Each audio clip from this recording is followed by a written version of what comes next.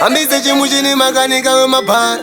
Noisy T Matuku wemahit DJ Mande wayase Alafu pavila Boss chumi Boss maniking Tapera mushayana Mapangure Panaka nzindapinya Akusikuti ndakapinya Kungoti zinu zvamasanga Pane vakandimaka vakanditengesa nekuti ndakataza zvavaitora Panaka nzindapinya Akusikuti ndakapinya Kungoti zinu zvamasanga Pane vakandimaka vakanditengesa nekuti ndakataza zvavaitora Nawanane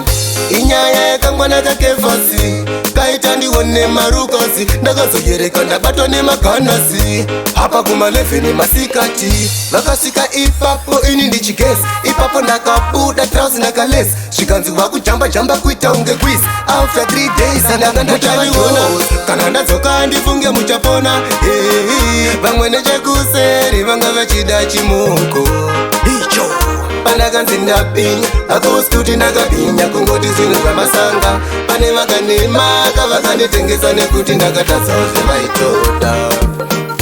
Hapana nechandaimbosiva ini kuti vabatwa ambuya ini vaendesa kupolice station zvoreva vatosungwa chimushini ambuya vacho vakatadza kundipipa chimoko chacho chakatadza kundipipa ndakazoyereka vakomana vasvika une pauro ndanga nzindapinya akusikuti ndakapinya kungoti zvinhu zvamasanga pane vakandimaka vakanditengesa nekuti ndakatadza zvavaitora panaka nzindapinya akusikuti ndakapinya kungoti zvinhu zvamasanga pane vakandimaka vakanditengesa nekuti ndakatadza zvavaitora nawanane inyaya yakangwana kakefasi kaita ndione marukosi ndakazoyereka ndabatwa nemaganasi hapa kuma 11 masikati vakasvika ipapo ini ndichigesi ipapo ndakabuda trousi nakalesi zvikanzwa kujamba jamba kuita unge quiz after 3 days ndakandachaiona kana ndadzoka ndifunge muchapona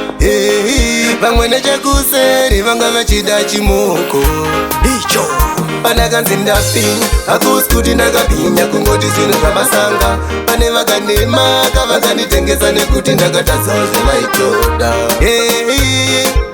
Belemsa Youth Records Ibika Bolova Benhana Wayase Ibika Quillo Mzaya LMV T4T Wayase Banga Pashada Ibika DJ Mande